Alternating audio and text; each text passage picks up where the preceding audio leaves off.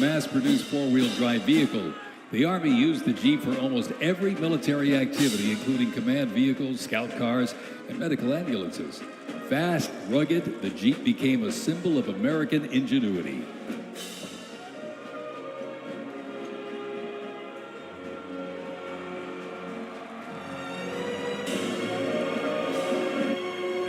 From Fort Bragg, North Carolina, this is the 82nd Airborne Ceremonial Band. The 82nd received the nickname All-Americans after a contest as it represented the diverse origins of its members from every state. This name remains today symbolized by their iconic AA patch. Fort Bragg's finest, ladies and gentlemen. Give them a big round of applause, the 82nd Airborne Ceremonial Band.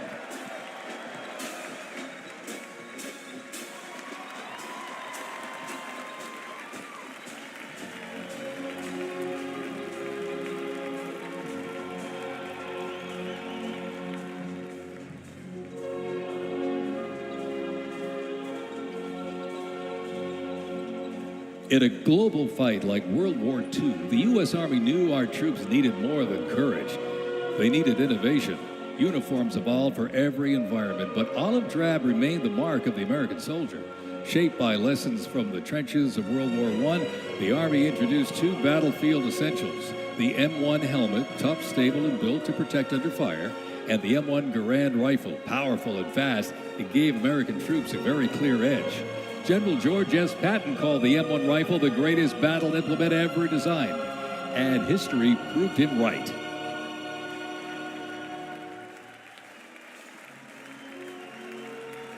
The 82nd Airborne Division. The unit is best known for their bravery on D-Day, when 12,000 parachute and glider troops destroyed German supply lines after fighting for 33 days straight.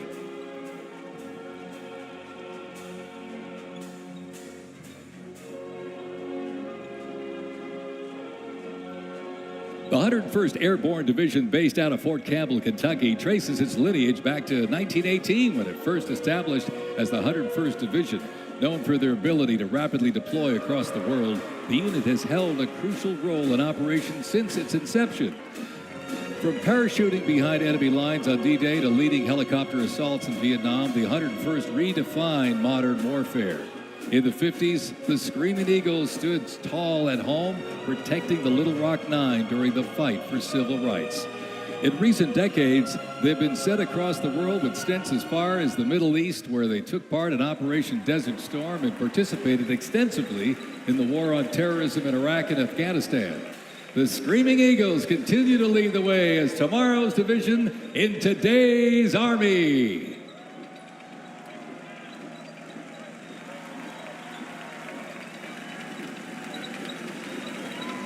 The iconic Sherman tank is here, ladies and gentlemen. It was the cornerstone of the U.S. Armed Forces, showing its military might in World War II. It became one of the most influential tank designs of the 20th century. The M4 tank was nicknamed the Sherman tank after Civil War General William Tecumseh Sherman. Actually, it was named by the British. With almost 50,000 produced during World War II, the Sherman tank was in active service until 1957. In World War II, the M16 half-track was a force to be reckoned with. It was a self-propelled anti-aircraft weapon with speed, firepower, and grit. Nicknamed the Meat Chopper, its quad 50 caliber mount could unleash 2,300 rounds a minute. Quite devastating. It served through Korea, Vietnam, and beyond, and remains in use in U.S. allies to this day. The M16 half-track brings the fight wherever it rolls.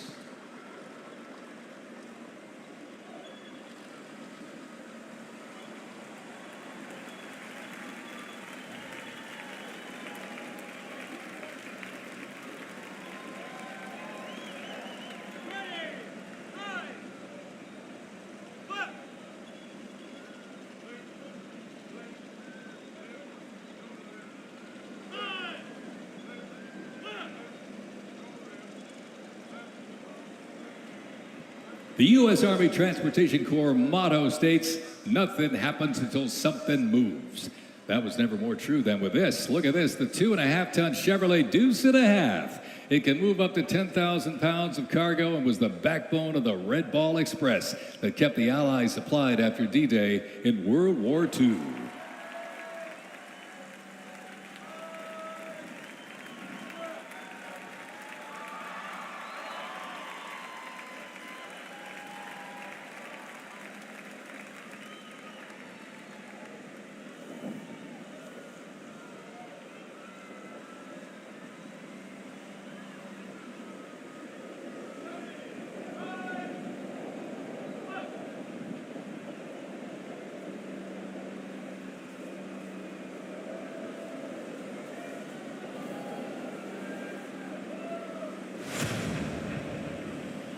The Korean War, often referred to as the Forgotten War, began on June 25, 1950, with the North Korean Army's invasion of South Korea. A coalition of South Korea, the United States, and other United Nations members defeated the invasion and advanced into North Korea. The coalition fought and defeated 2 Chinese offensives in the spring of 1951. Armistice negotiations began shortly after that defeat in July of 1951 until the armistice was signed 2 years later in 1953. Combat consisted of small attacks, raids, and patrolling. During this war, the United States deployed approximately 6.8 million military forces to the Korean Peninsula.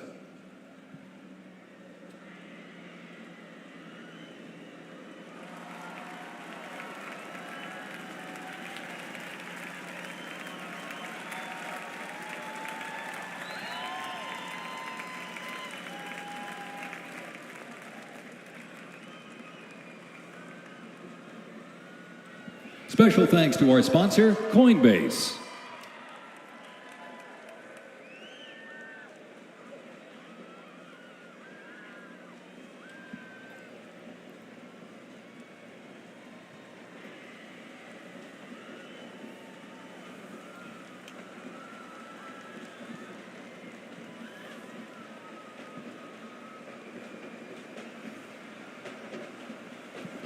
The M151 kept rolling along as the lightweight, high-mobility general-purpose vehicle replacing the famed World War II Jeep back in 1961.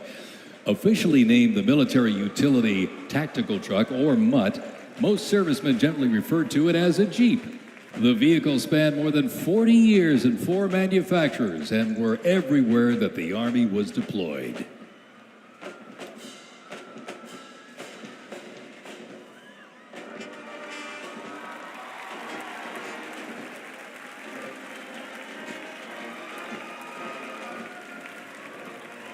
Another rolled by earlier, and at 2.5 tons, this deuce and a half, the M35A2 classic military transport truck was a mainstay of the U.S. Army for decades, particularly during the Vietnam War and Operation Iraqi Freedom. The deuce and a half proved its value moving cargo, supplies, and soldiers. Its capabilities include up to 5,000 pounds off-road and 10,000 pounds on-road, making it ideal for moving just about anything. In the jungles of Vietnam, the U.S. Army faced a new kind of war. Helicopters became the new workhorses of battle, delivering troops, firepower, and supplies into some of the most unforgiving terrain on Earth. This is the U.S. Army in Vietnam, the era of air mobility, fierce firefights, and unwavering brotherhood.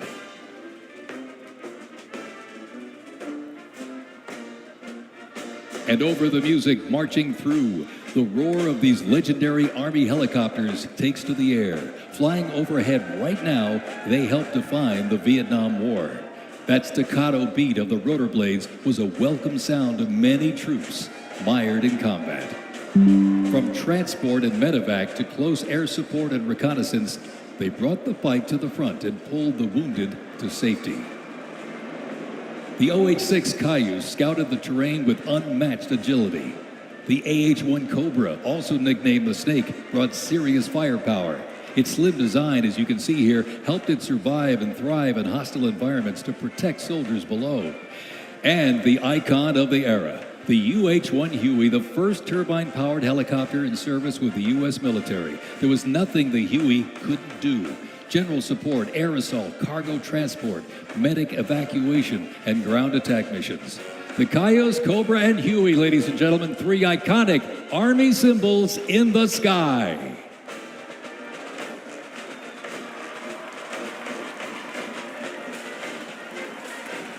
The 1st Cavalry Division Band, based out of Fort Cavazos, Texas, has played a vital role in U.S. military history.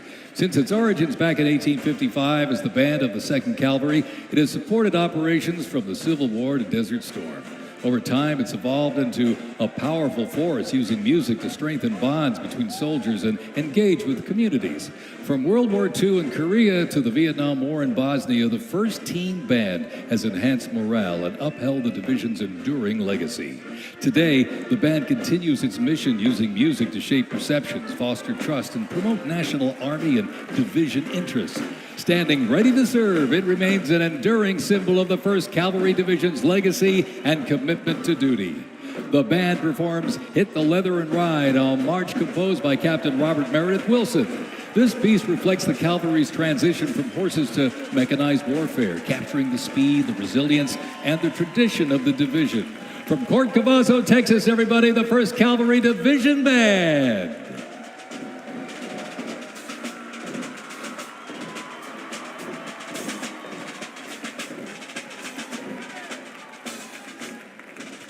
The U.S. Army deployed large numbers of troops in support of the Vietnam War.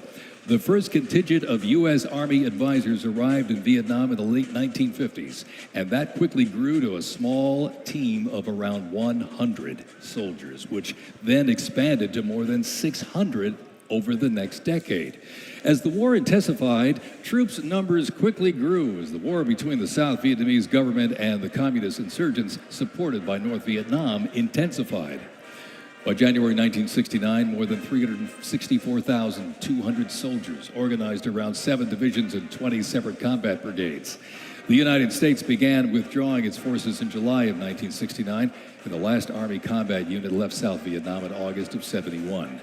The last U.S. combat soldier came home March 1973, while a small number of non-combat personnel remained until April 1975.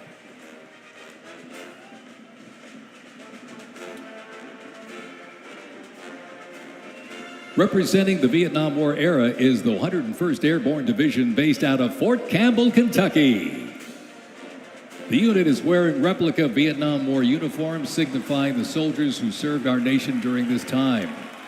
Blistering heat, thick humidity, and unforgiving terrain demanded uniform innovation, and the Army, they delivered.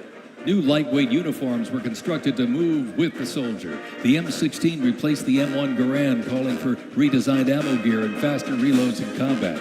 Body armor got smarter, jackets and trousers got lighter, and field equipment was reimagined to meet the mission head-on. Gone were the heavy Mickey Mouse boots, replaced by canvas tropical combat boots that offered better grip, faster drying, and all-day endurance.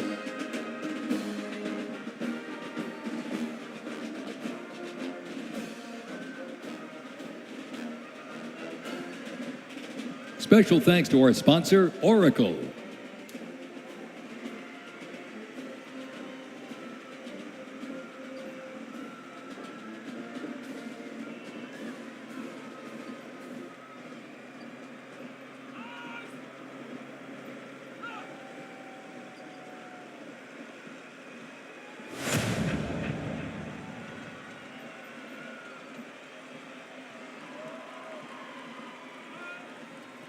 When Saddam Hussein's Iraq invaded Kuwait in August 1990, the U.S. Army deployed to Saudi Arabia to deter further Iraqi aggression in the region for what was known as Operation Desert Shield. By the fall, more than 750,000 troops comprising U.S. service members and coalition partners from more than 30 countries had assembled in the Saudi Arabian desert. In mid-January 1991, the U.S.-led coalition began Operation Desert Storm, which kicked off with an intensive air campaign designed to knock out key Iraqi infrastructure and weaken Iraqi forces. The ground offensive was launched in early 1991, where military forces overwhelmingly destroyed enemy tanks and vehicles. After only 100 hours of ground combat, coalition troops liberated Kuwait, and the Gulf War ended with Iraq's surrender.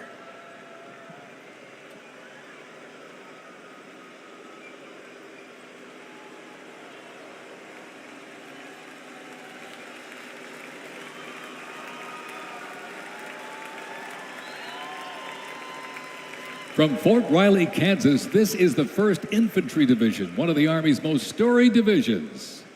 Nicknamed the Big Red One because of the distinctive red on their unit patch, as the oldest continuously serving division in the U.S. Army, the unit has participated in every major operation since World War I, living up to its motto, no mission too difficult, no sacrifice too great, duty first.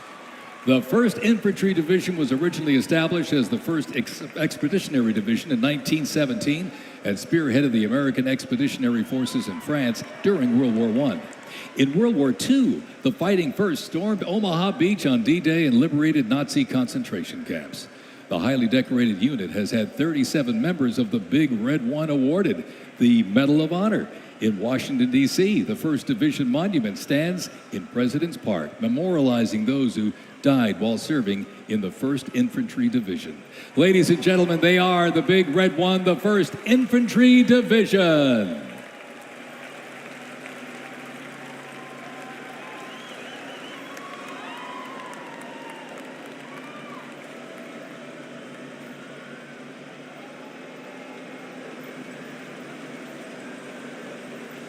More military rolling stock.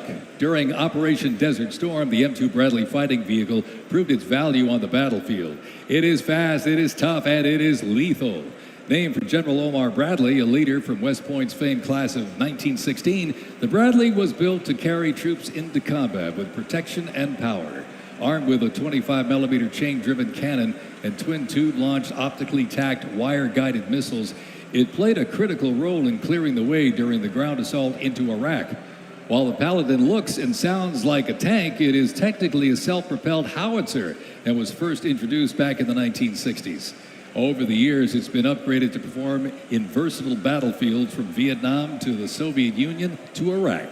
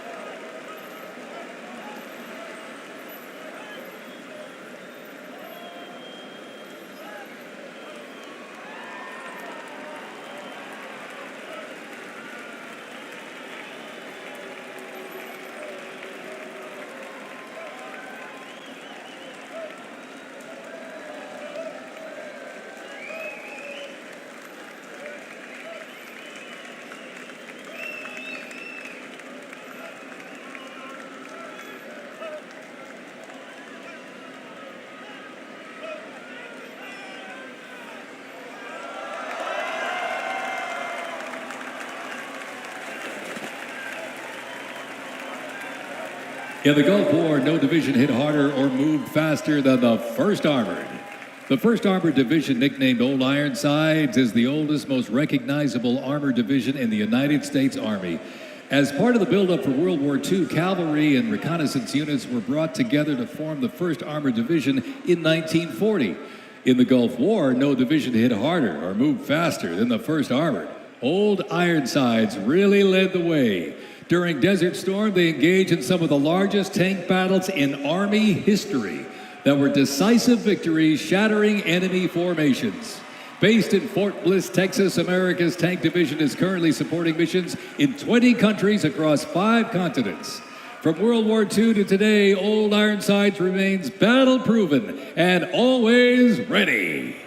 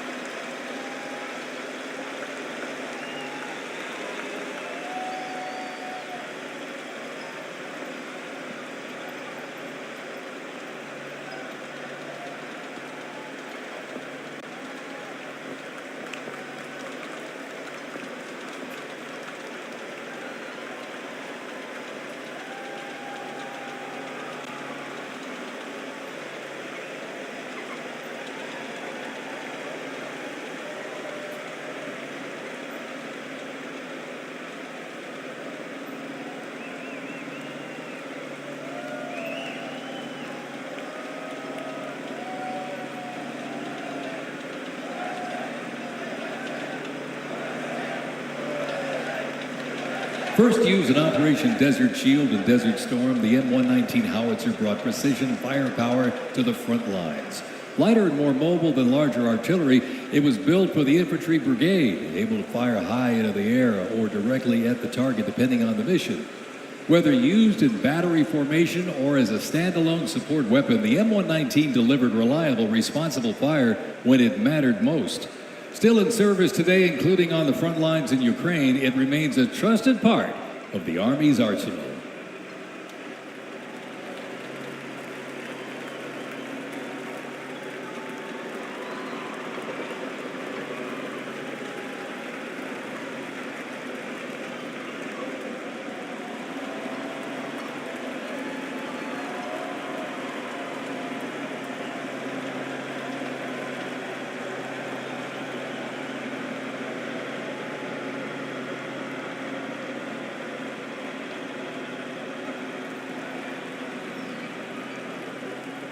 Special thanks to our sponsor, UFC.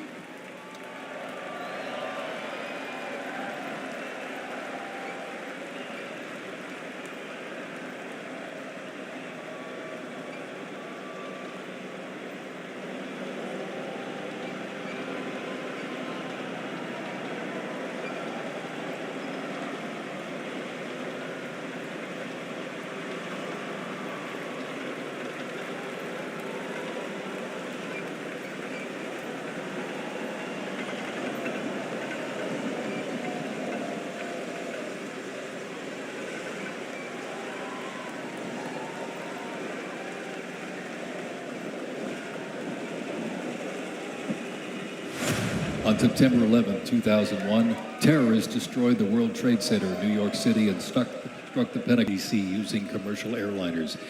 In response, the U.S. launched the global war on terrorism. The U.S. would stop potential threats around the world and take the fight to terrorist groups and the nations that back them. The Army immediately deployed forces to Afghanistan to destroy Osama bin Laden's al-Qaeda terrorist organization and depose his sponsors, the ruling Taliban. The 2003 President Bush expanded the war to Iraq. Soldiers and other armed services overthrew Iraq's dictator Saddam Hussein. The fight to stabilize Iraq and prevent terrorist groups from overthrowing its new government continues to this day. The campaign in Afghanistan lasted until 2021 when U.S. forces withdrew and the Taliban returned to power. Over the course of the two-decade conflict, over 2 million servicemen and women, less than 1% of the American population, deployed in support of the global war on terrorism. Most of those who served were members of the United States Army.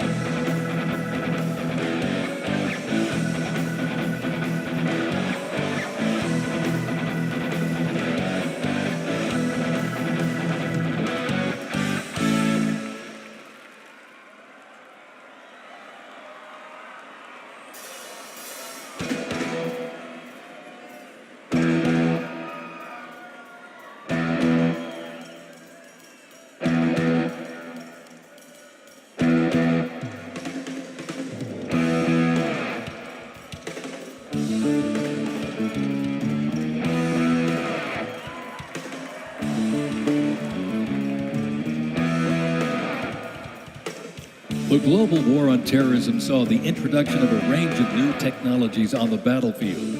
The 8-wheeled Stryker Armored Combat Vehicle is the first new military vehicle to enter service in the U.S. Army since the Abrams tank back in the 1980s. The vehicle was developed to fill a gap in the Army's inventory between a lighter infantry and heavy armored unit. The Stryker Armored Combat Vehicle enables the team to maneuver in close and urban terrain, plus provide protection in open terrain and transport infantry quickly to critical battlefield positions.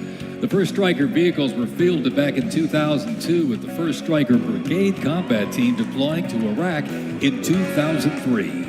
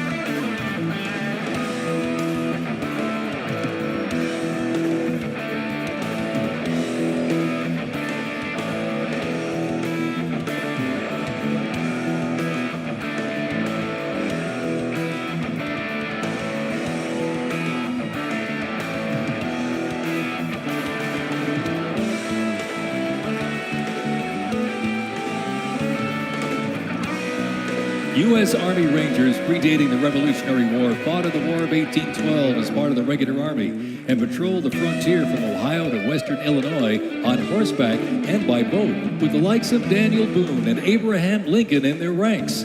After the 9/11 terrorist attacks, Rangers were called upon to lead the way in the global war on terrorism. As part of the U.S. Army Special Operations Command, the 75th Ranger Regiment, based out of Fort Bragg, North Carolina, represents a lethal, agile, and flexible force capable of conducting many complex joint special operations missions. Today's Rangers Regiment is the Army's premier direct action raid force. It is always combat ready, mentally and physically tough, and prepared to fight our country's adversaries. The U.S. Army Special Operations Command is an elite group of individuals trained to lead and succeed in protecting the country from their threats. Composed of 5 units with unique specialties, Special Operations works in small tactical teams, taking on the most challenging and sensitive missions. Military legends to service members and civilians alike, they take on terrorists through quiet guerrilla war-style missions in foreign countries. Ladies and gentlemen, the U.S. Army's Special Forces.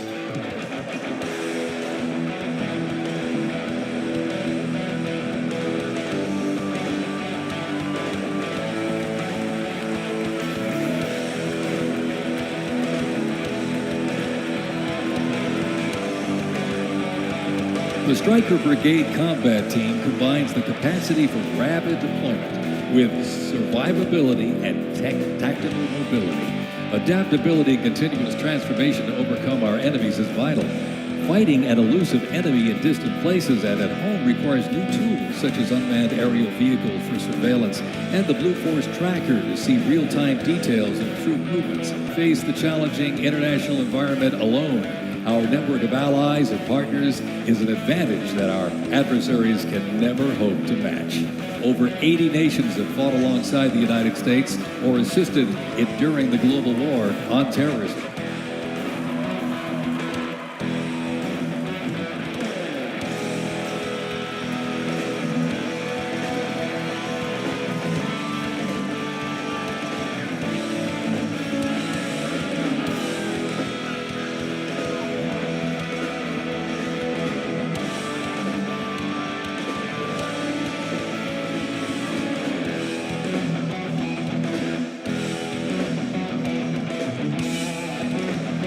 The 10th Mountain Division's climb to glory began with its establishment as the 10th Light Division in July 1943, the only one of its size in the U.S. military to receive specialized training for fighting in mountainous conditions. After periods spent inactive as a training division and as a standard infantry division, the unit returned to its roots in 1985 when it regained its Mountain Division designation. In the 1990s, the division participated in numerous humanitarian and peacekeeping operations. During the War on Terrorism, the 10th Mountain Division proved their mettle as light fighters through repeated deployments to Afghanistan and Iraq. Now, since 2002, the 10th Mountain Division, based out of Fort Drum, New York, has been the most deployed regular Army unit. Its combat brigades have seen over 20 deployments to both Iraq and Afghanistan in support of Operation Iraqi Freedom and Operation Enduring Freedom. To show America's military might, they have one purpose: to deter war and, if ordered, defeat the enemies of the United States of America. They are the 10th Mountain Division.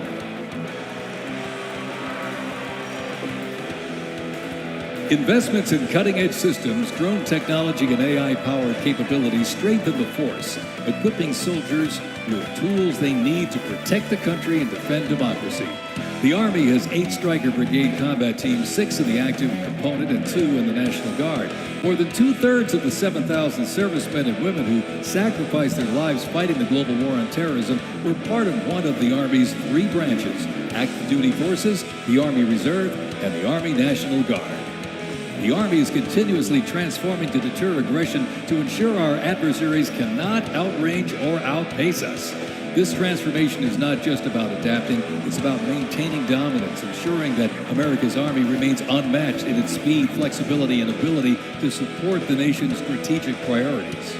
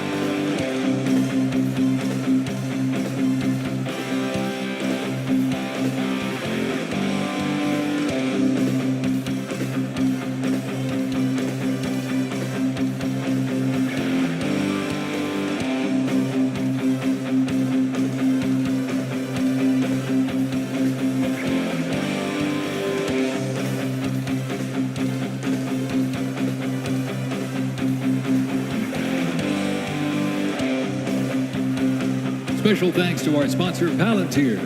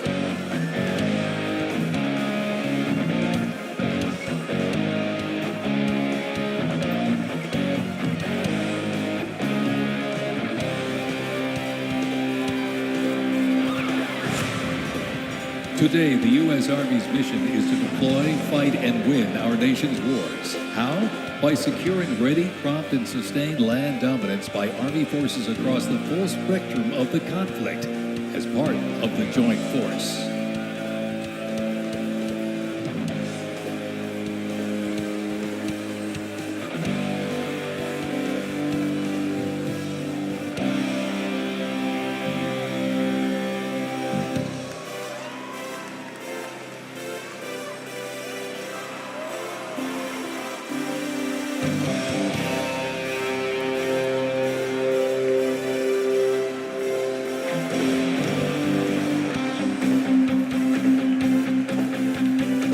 Keeping the Army forces battle-ready and nimble makes transportation for the U.S. Army a very vital element. Spread across the parade today, numerous fighting vehicles, some designed for very specific functions and others for flexibility, but they all must be maintained. With over 200,000 trucks alone, wheeled vehicle mechanisms ensure that the fleet of vehicles are ready, and these mechanics get the job done.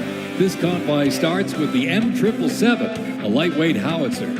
These lightweight howitzers may not look particularly lightweight, but are made from titanium. They are 7,000 pounds lighter than their predecessor, the old M198. Used by the Army since 2005, the M777 is currently being used in Ukraine.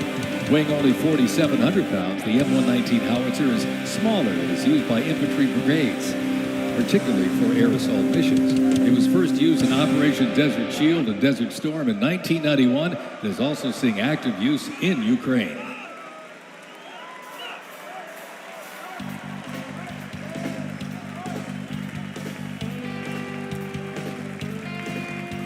The 7th Infantry Division, stationed at Joint Base Lewis McChord, has been seeing continuous combat action ever since activation in World War I. From Europe to the Aleutian Islands, Japan, Korea, Afghanistan, and the Pacific, the Bayonet Division boasts a proud history of answering the call of its motto, "Trust in Me," with resolute dedication.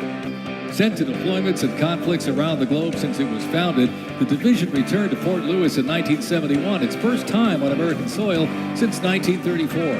The 7th Division, originally called the Hourglass Division due to their patch design, gained the nickname Bayonet Division during their deployment to Korea in June of 1950. At Incheon Landing and during the liberation of Seoul, they were credited with plunging the bayonet into the heart of the enemy, with 13 members of the division receiving the Medal of Honor. The 7th enables and sustains the combat readiness of 2 Stryker Brigade combat teams and a combat aviation brigade.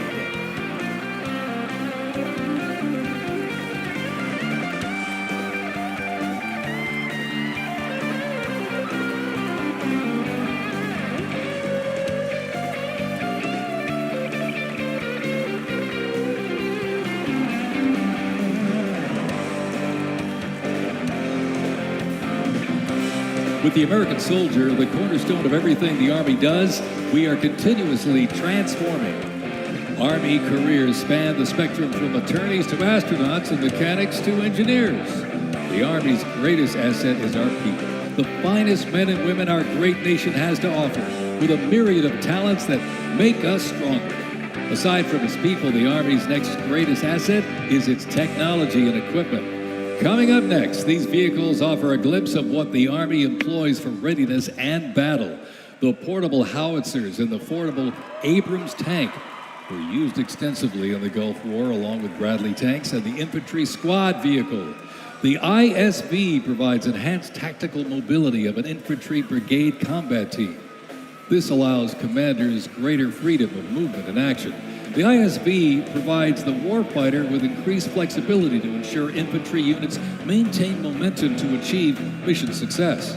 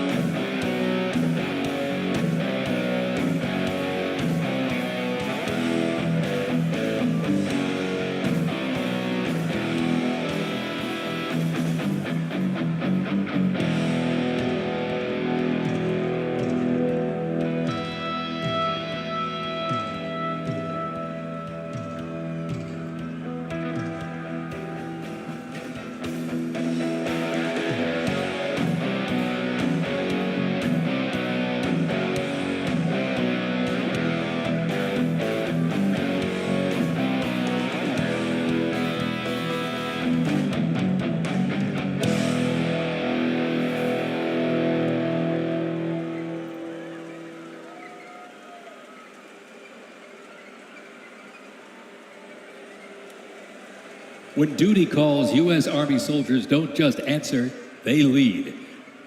From Fort Bragg, witness a powerful demonstration of strength, purpose, and the unmatched capability of today's Army.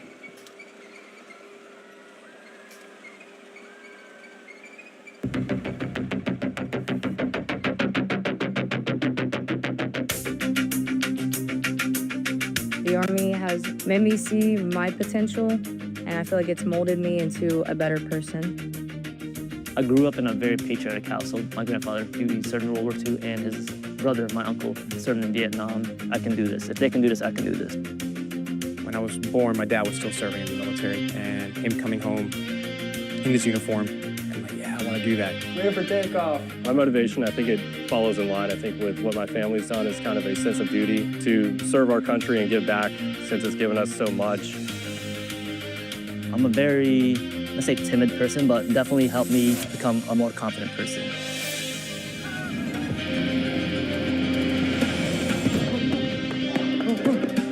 Working with a group and my peers, it really shows how much working with a team can strengthen you. All right, ready to go? Ready to go? I derive a lot of purpose from serving others. I think serving something bigger than myself gets me out of bed every day. If you throw it up, you throw it up.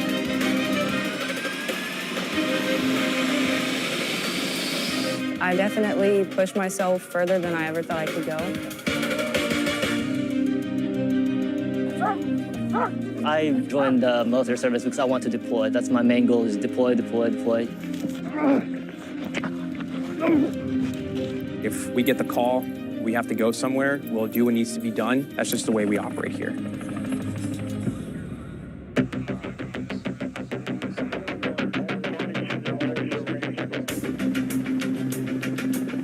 This is one of the few jobs in the nation where we all take an oath to say, I'm willing to put my life on the line for you, and they're willing to put their life on the line for me.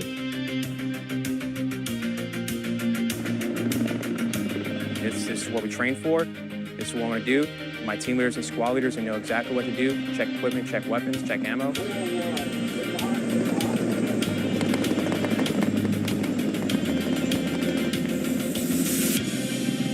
We're always ready to deploy within 18 hours and handle the mission at task.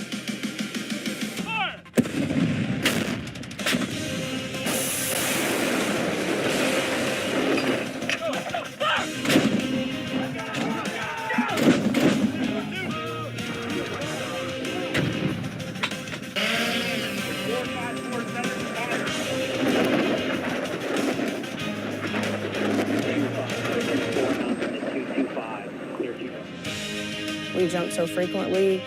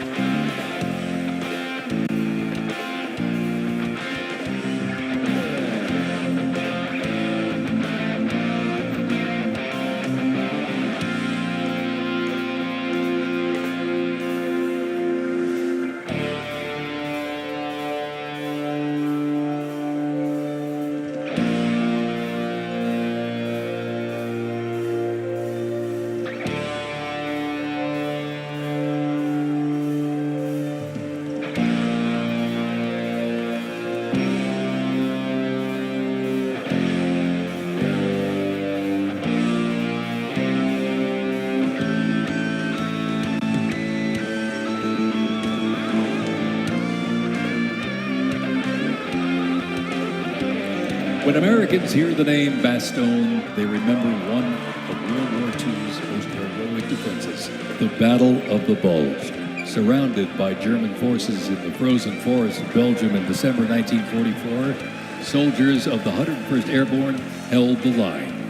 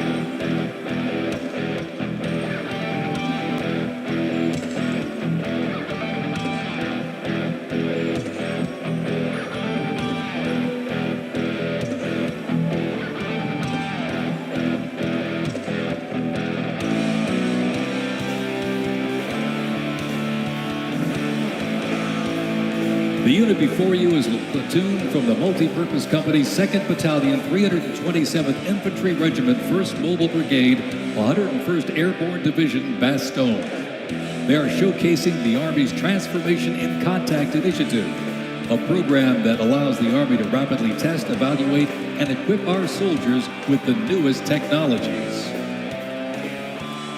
Modern, mobile, and mission-ready, the Bastogne Brigade continues to adapt to new threats while staying rooted in the fierce resilience that defined its birth.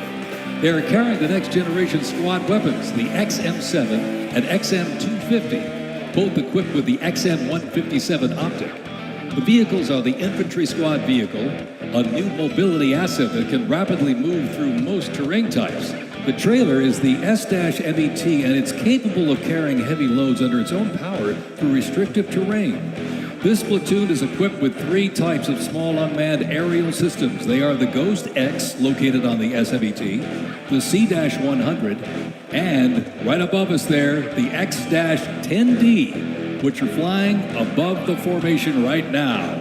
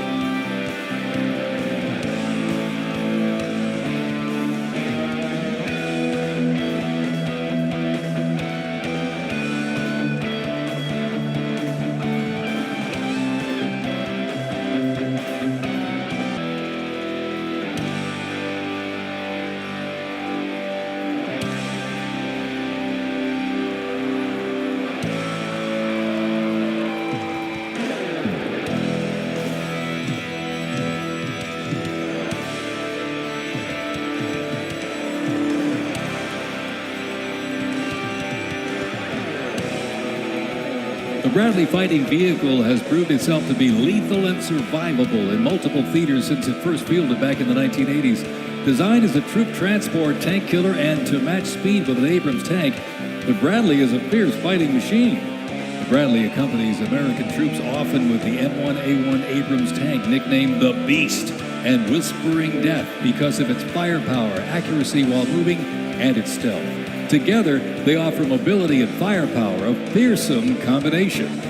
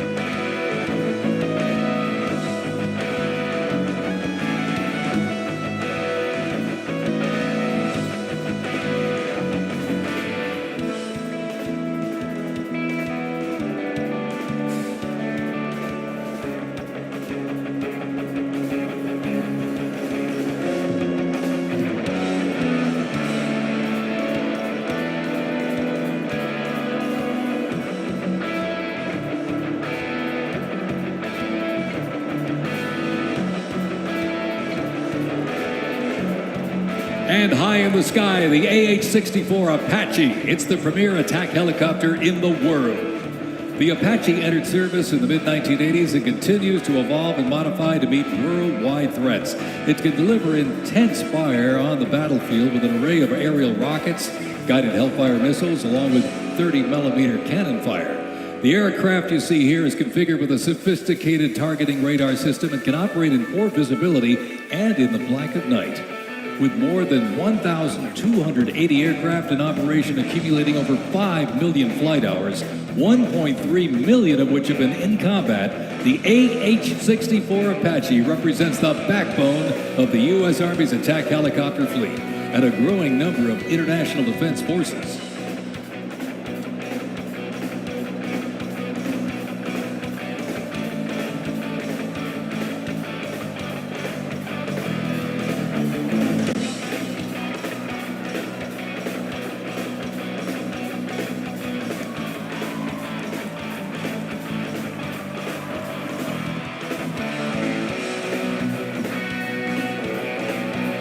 Special thanks to our sponsor, Lockheed Martin.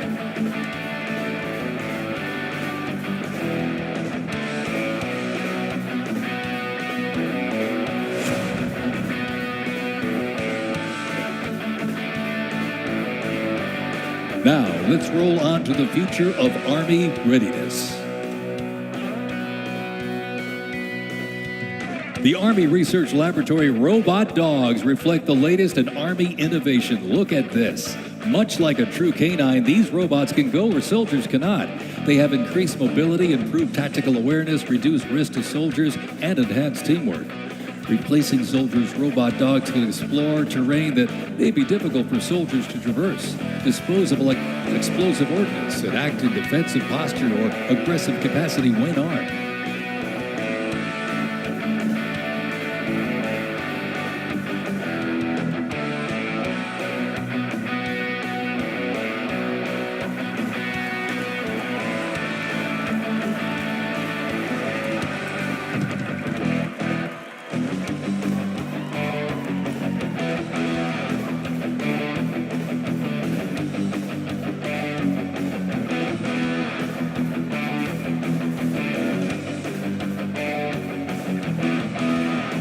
The Ghost Robot Dog is another innovation that can adapt seamlessly for various missions from recon to bomb recognition.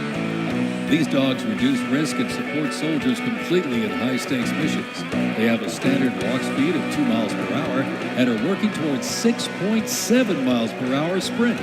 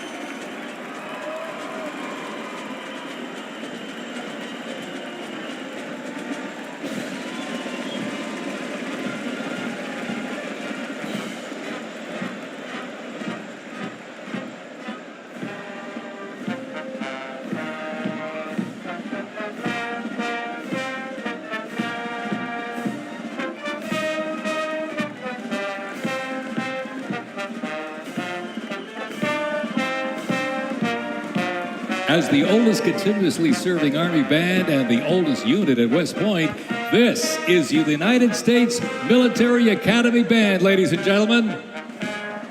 The West Point Band traces its history to a single drummer and fifer appointed by George Washington during the American Revolution. Over the next 2 centuries, this band evolved into one of the most capable and versatile performing groups in the world.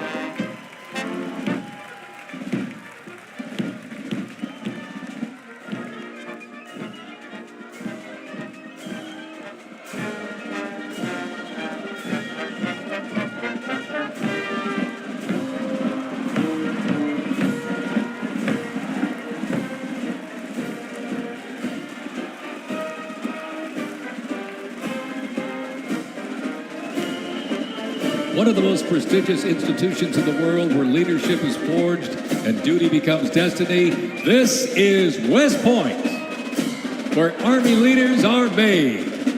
With the motto of duty, honor, and country, West Point trains the best and brightest to serve their country as Army officers. Founded back in 1802 by President Thomas Jefferson, West Point is the home of the Long Gray Line, a legacy of courage and excellence that includes 77 Medal of Honor recipients, 2 U.S. presidents, Grant and Eisenhower, and numerous generals, including John J. Pershing, Douglas MacArthur, and Norman Schwarzkopf.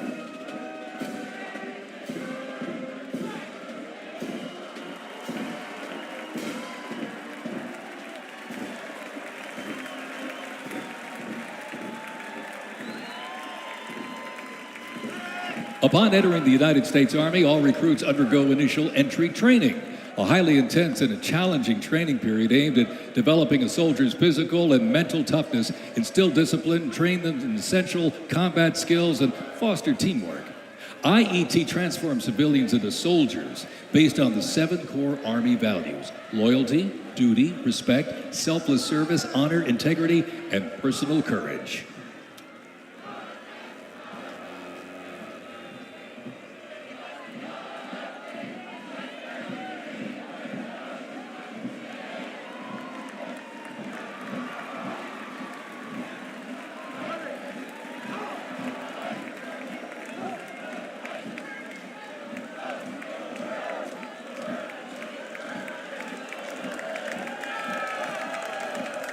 The Virginia Military Institute, on a mission to produce citizen soldiers, men and women educated for civilian life, prepared to serve their country in the armed forces.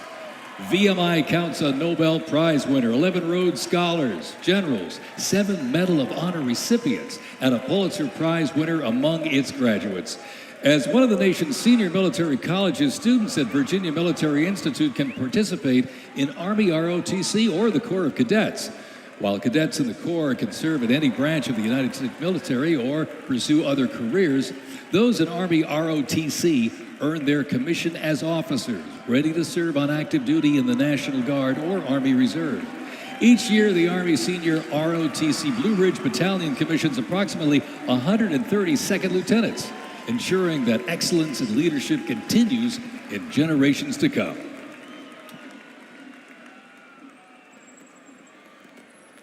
The Citadel, the Military College of South Carolina, offers students the opportunity to participate in Army ROTC or the Historic Corps of Cadets. Founded in 1842, the Citadel is the 3rd oldest of the senior military colleges and is known for its Corps of Cadets living and studying under a classical military system that makes leadership and character development essential. While military service is not required at graduation, more than 120 students earn their commission each year through the Army Senior ROTC Palmetto Battalion, playing a vital role in shaping the future.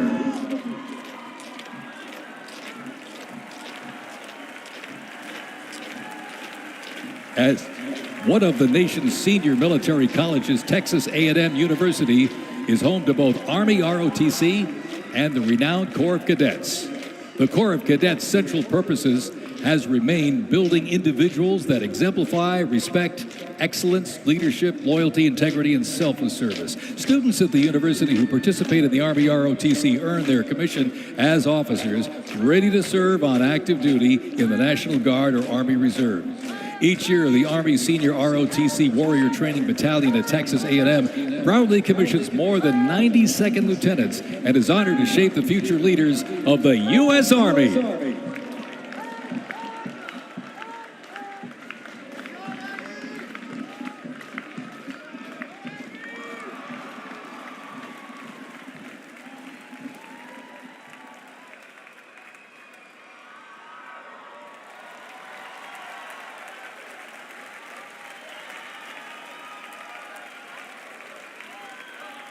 In a powerful display of commitment, these future soldiers will raise their right hand and take an oath of enlistment, pledging to serve our nation.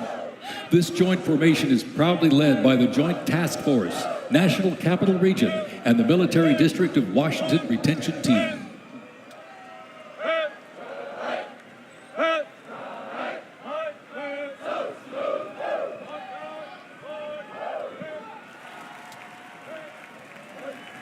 Shaping tomorrow's Army, West Point's most inspiring cadets remind us that America's future is courageous and in capable hands.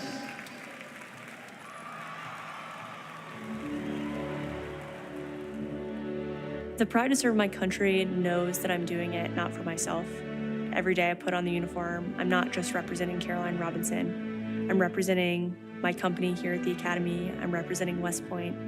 I'm representing the United States Army, and ultimately, I'm representing the United States of America. I really came to West Point because belief in the American dream and giving back to our country. You're a part of something that is much bigger than yourself. You're a part of a tradition of excellence and a legacy that's connected not only to the Academy, but to the American Army. I'm surrounded by people who want to make themselves better and serve our country. Excellence is their baseline, and that to me is what it means to be a West Point cadet. From the earliest days of our nation, this supreme tradition of American military service has been passed down from soldier to soldier and generation to generation, and it's a beautiful thing to watch. My brother preceded me here, and originally I didn't really know what West Point was until he came. But when I saw the mission that they were committed to, of upholding the principles of American democracy and protecting the Constitution, I knew it was somewhere I had to be. Every time that we lived outside of the United States, I always developed this sense of gratitude and pride of being an American, and I wanted to give back to my country what it gave to me. And it wasn't until I zipped up the blouse and I put the belt on for the first time that I realized that I was going to be serving my country, and it felt right. West Point was the place that I needed to be, and more importantly, the Army was where I wanted to be. I just looked to the left and right over basic training and realized that we all had the same American patch on our shoulders, that we're all fighting for the same thing. I mean, there was no better feeling in the world knowing that every single person around you is committed and willing to die for that mission. You came for excellence, you came for duty, you came to serve your country, and you came to show yourselves that you are among the smartest, toughest, strongest, most lethal warriors ever to walk on this planet.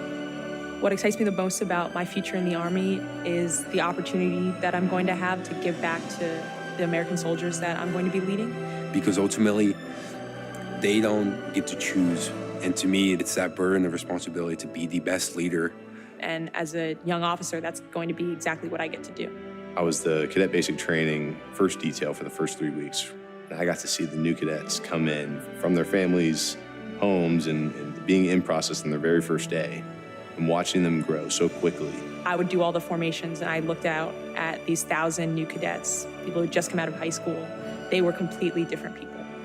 I don't think there's another institution in the country like West Point where the student body is so committed to furthering the mission of America and ensuring our democracy and freedom for generations to come. I'm really surrounded by the best of the best, and that's when I realized this is a place that I absolutely want to be. West Point itself is an amazing institution, but it only provides opportunities. The people here have to choose to take those opportunities and grow and lead and serve. And the people here want to do that. And I'm proud to be a part of that. And I would tell any high schooler who is considering it, you won't regret it.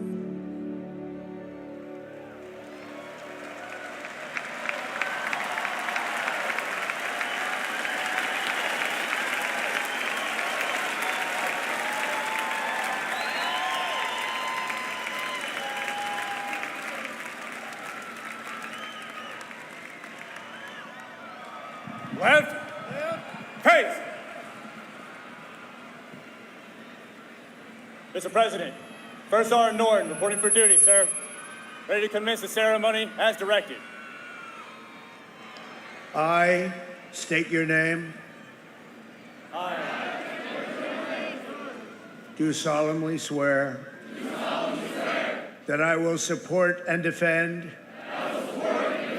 the Constitution of the United States of America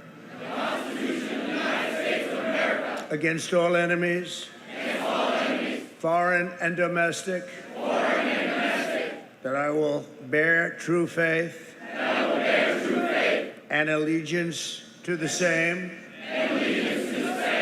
and that I will obey the orders of the President of the United States and the orders of the officers appointed over me according to regulations and the Uniform Code of Military Justice. So help me God. So help me God. Congratulations, congratulations. Welcome to the United States Army and have a great life. Thank you very much. Have a great life. Thank you.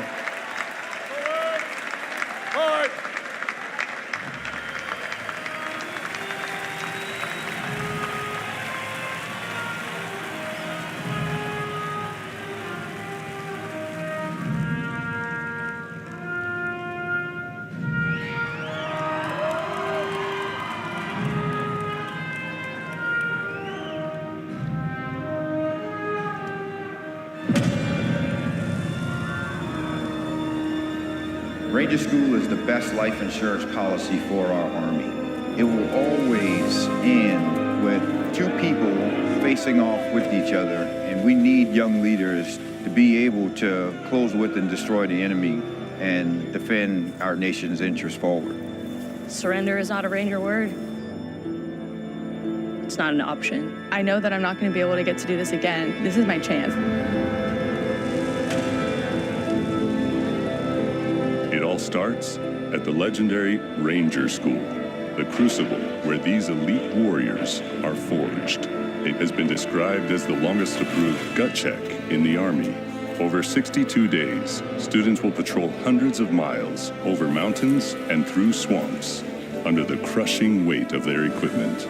All the while, they are deprived of both food and sleep, forced to perform at the very edge of their physical limits. But it's not just the physical challenges that make Ranger School so intense. The mental strain will break these soldiers down to their core. If I have a come to God moment, I have to take my PC off my patrol cap. And on the inside of that, my commander gave me a Ranger tab, the yellow and black one that you get during graduation. And I pinned it to the inside of my PC. Ranger School is not for the faint of heart, but for those who are up to the challenge, it is the ultimate proving ground. They already didn't have enough beds for people in our company. And our eyes reminded us that we don't have enough beds because there's not going to be this many people by tomorrow. Just a slight reminder that there's too many of you anyways, and not all of you are going to pass. Rangers, if you don't figure it out, you're about to get another casualty. It's completely different than what people would think Ranger School is like, but you can't put that into words, so it's hard to tell somebody something that you have to experience for yourself. They got a saying, it's called as the tab turns. So Ranger School is continuing to change and to develop, but at the end of the day, it is the same, right? They're always going to put you in scenarios that is going to test your ability to actually make decisions on the ground. As you go through Ranger School, it is a gut check. It's going to check you out. And what's going to get you through it is whether you have it or not. Thousands and thousands of soldiers train all their lives to come here, prepare themselves to come to Ranger School, and only a few hundred leave here every class with the tab. It's not for everyone. I'm not going to leave until I get it, so just buckle down, stop complaining, and just get the job done.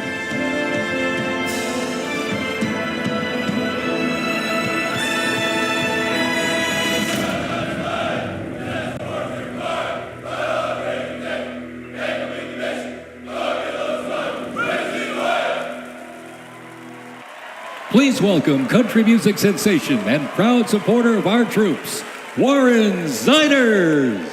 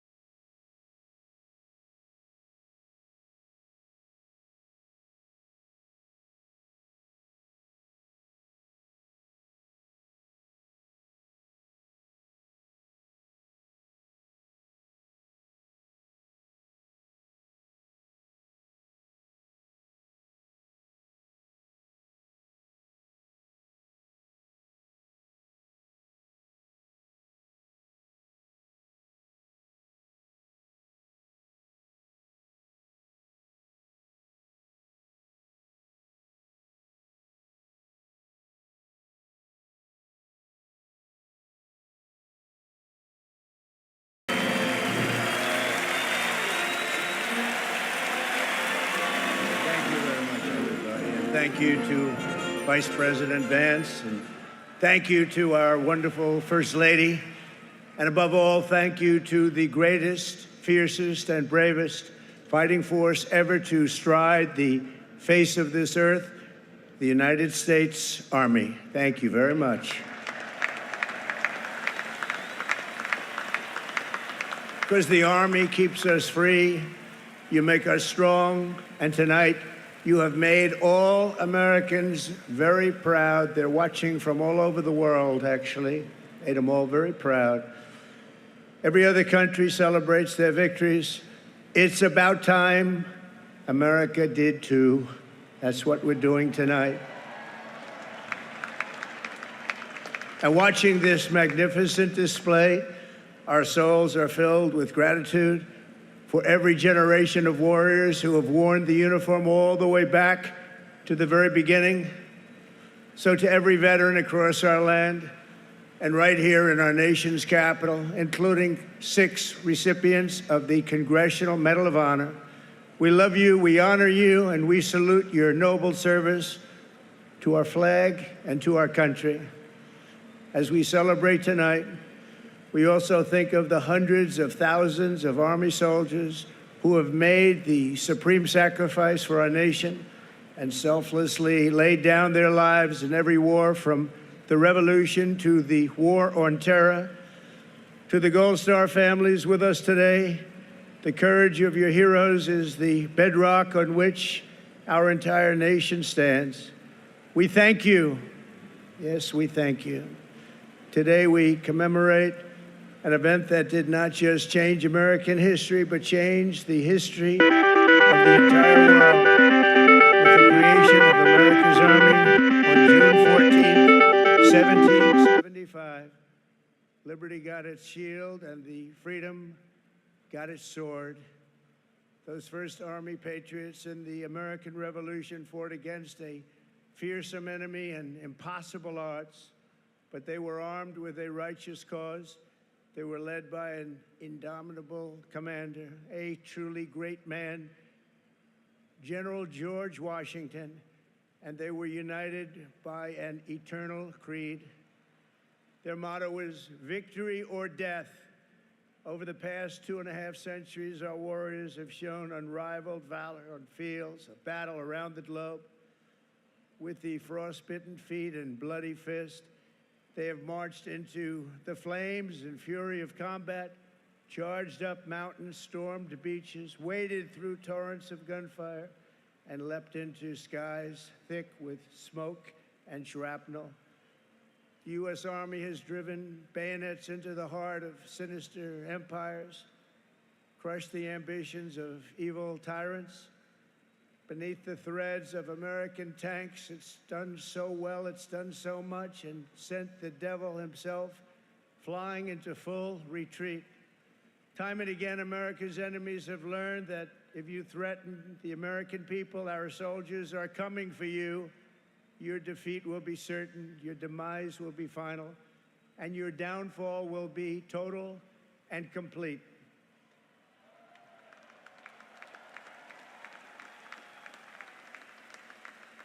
Because our soldiers never give up, never surrender, and never, ever quit.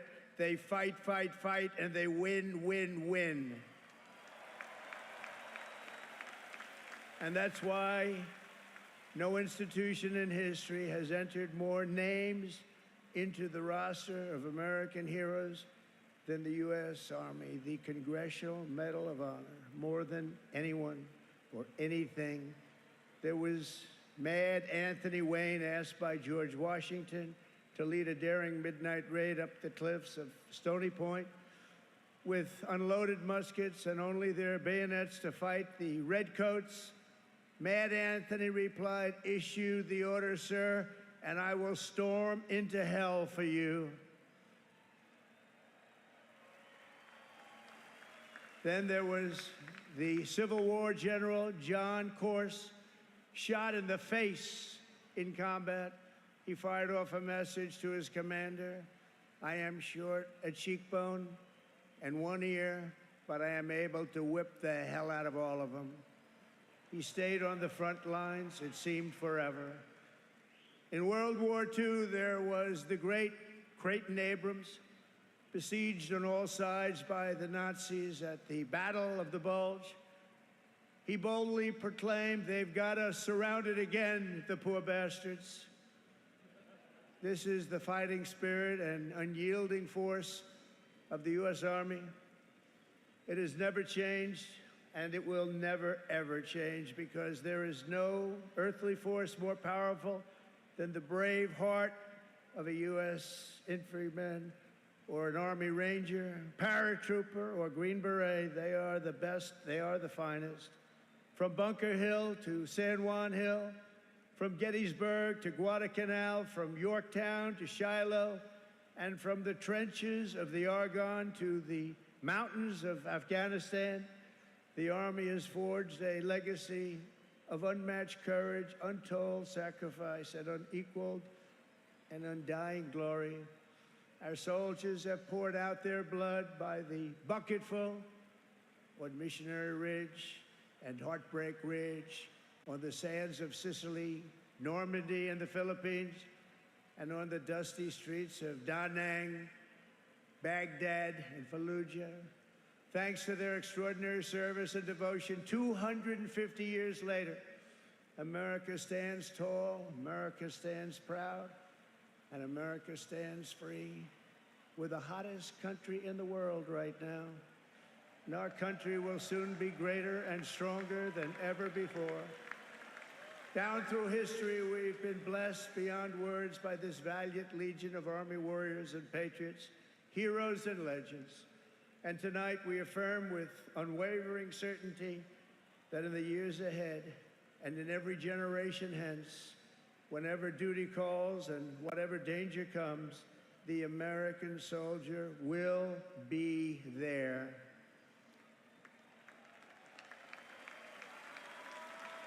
No matter the risk, no matter the obstacles, our warriors will charge into battle. They will plunge into the crucible of fire, and they will seize the crown of victory, because the United States of America will always have the grace of Almighty God and the iron will of the United States Army. Congratulations to everybody. We love our country. We've never done better. Thank you. God bless you. God bless the Army, and God bless America.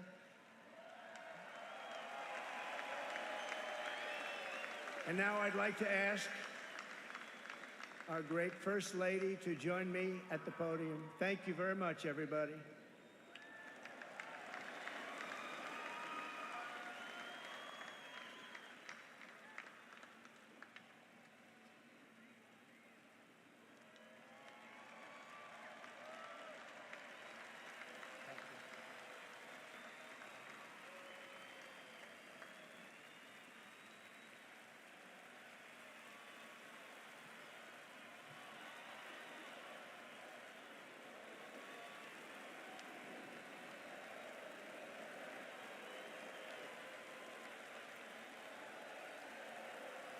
Mr. President, on behalf of the United States Army, the Army Golden Knights, I would like to present to you this flag, which was flown over our nation's capital in free fall during the Army's 250th birthday celebration.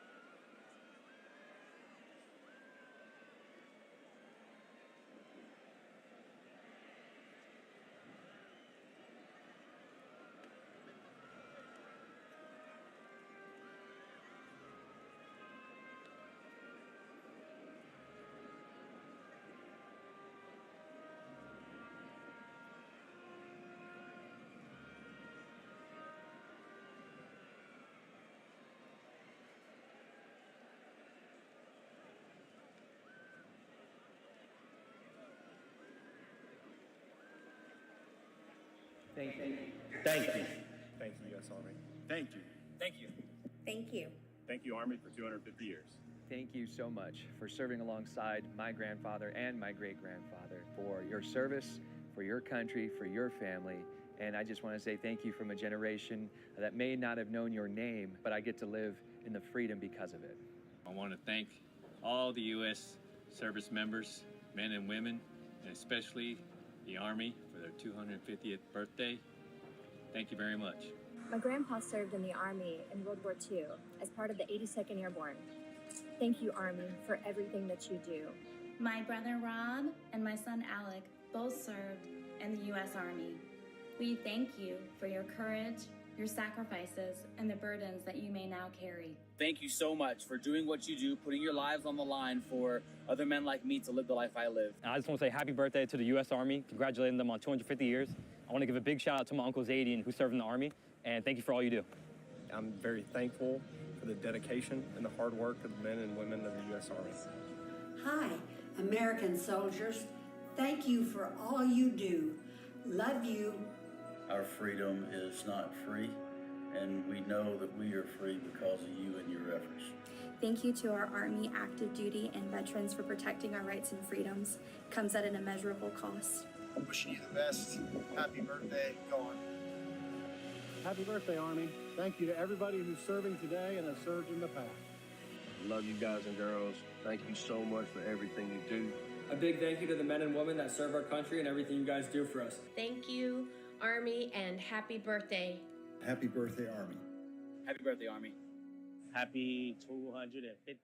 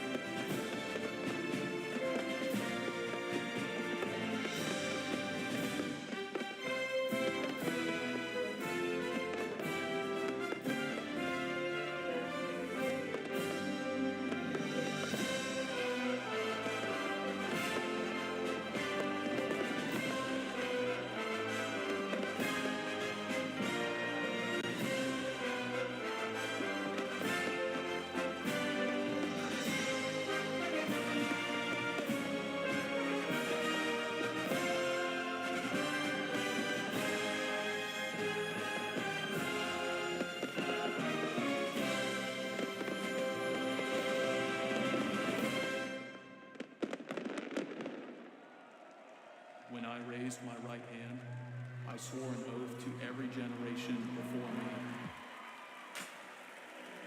I wear the same branch insignia as the soldiers who crossed the Delaware. Before there was a nation, there was an army.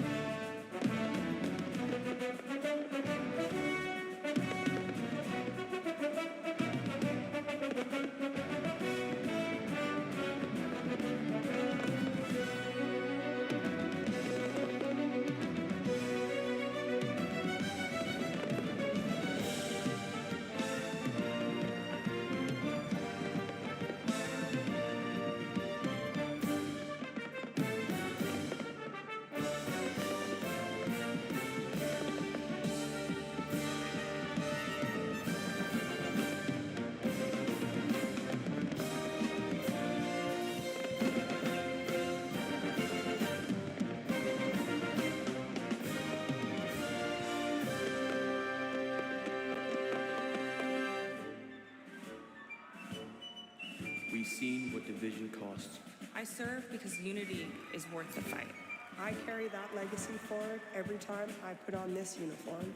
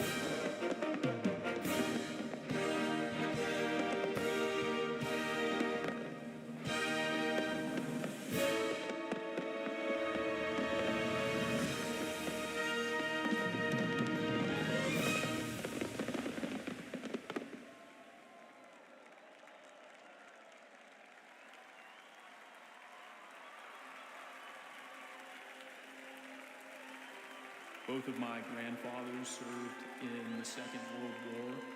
They answered the challenges of their time, and it is my goal in this uniform to answer and meet the challenges of my time head on. He ain't heaven, he's my brother.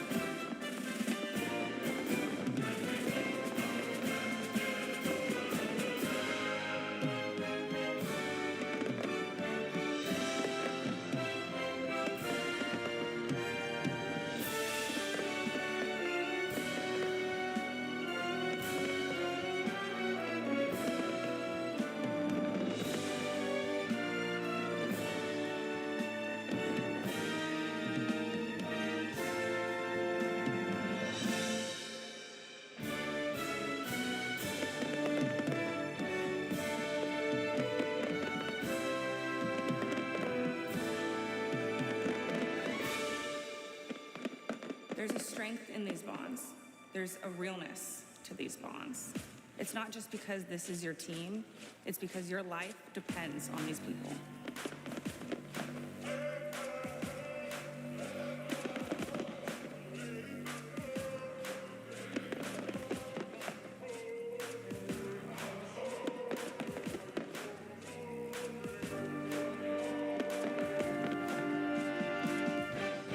I am an American soldier. I'm a warrior and a member of the team. I serve the people of the United States and live the Army values. I will never accept defeat. I will never quit. Trained and proficient in my warrior task and drill. I am an expert and I am a professional. Enemies of the United States of America in close combat. I am a guardian of freedom and the American way of life. I am an American soldier. I am an American soldier. I am an American soldier.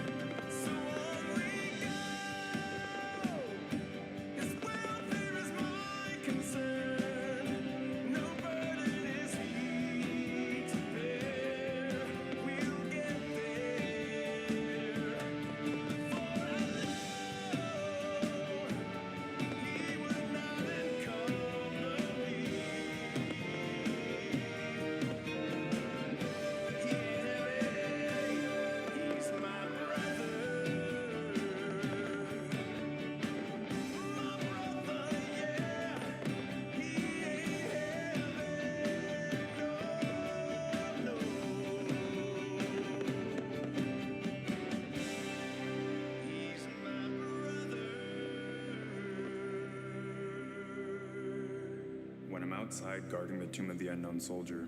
It is one of the most honorable jobs I think that I could have had in the military. I think about those soldiers who made the ultimate sacrifice. Oh, beautiful for heroes proved in liberating strife.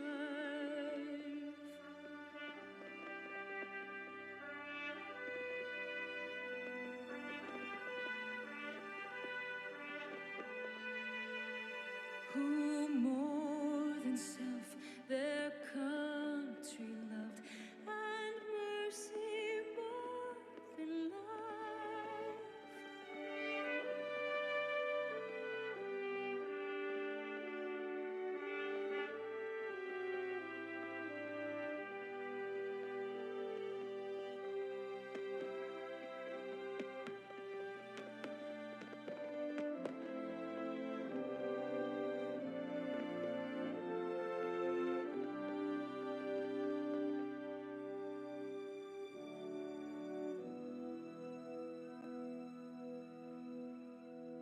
And I will always do my duty, no matter what the price.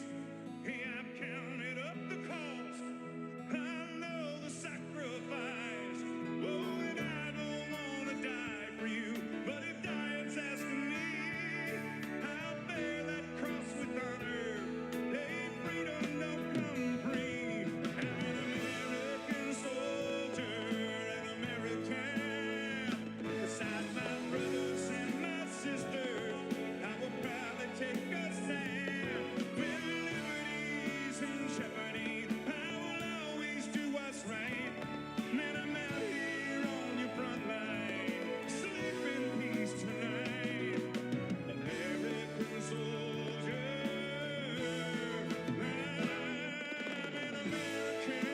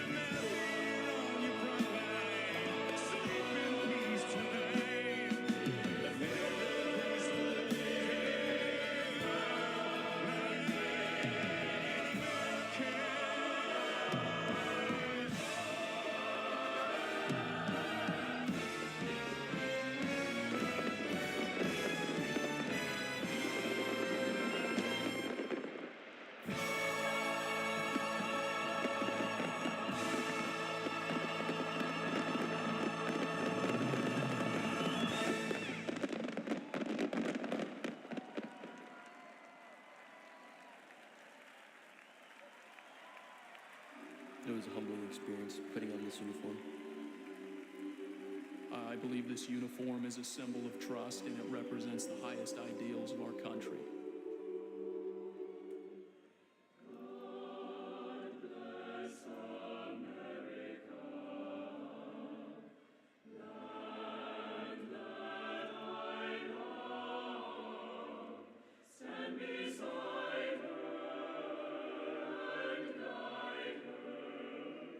Through the night with a light from above.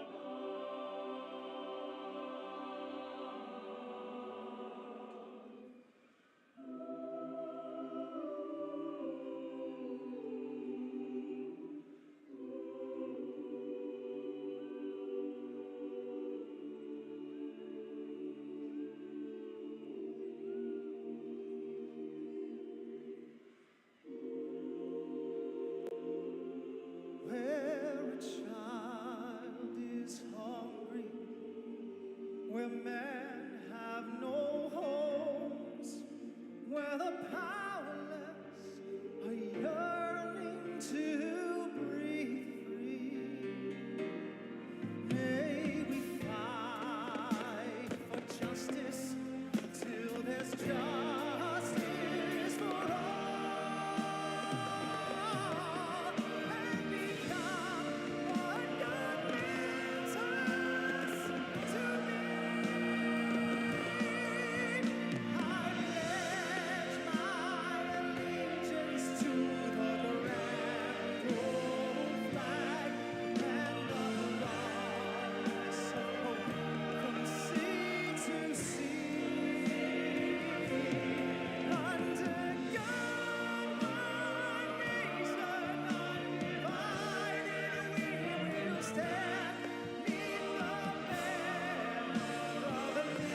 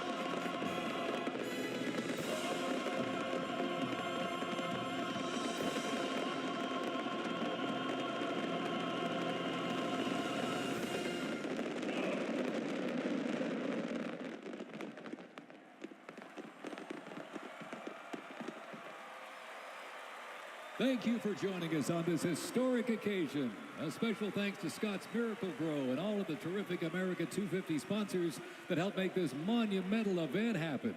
And to you here in our audience or watching at home, to those in our U.S. military who are currently serving, have served, or being remembered. Thank you for celebrating in the greatest country in the world. God bless you and God bless America. Good night.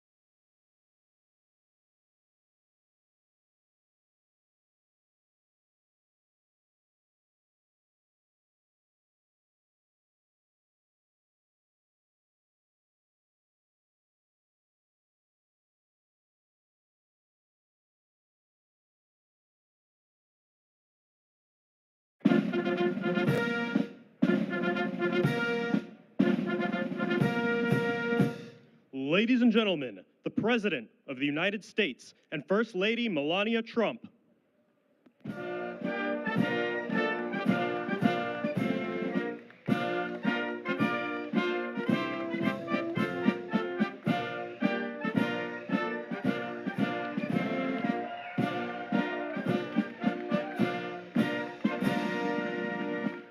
Well, thank you very much. This is a beautiful day. It's a little warm, but that's the way we like it. And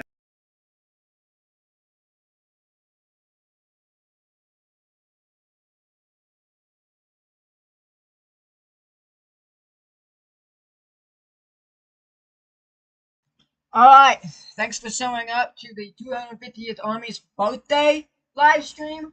Our next stream could be weather related. All right, thanks for showing up to the 250th Army's birthday live stream. Our next stream could be weather related. All right. Thanks for showing up. Our next stream could be weather related or could be for 4th of July celebrations. Please come back for those things, and I see you then. Bye.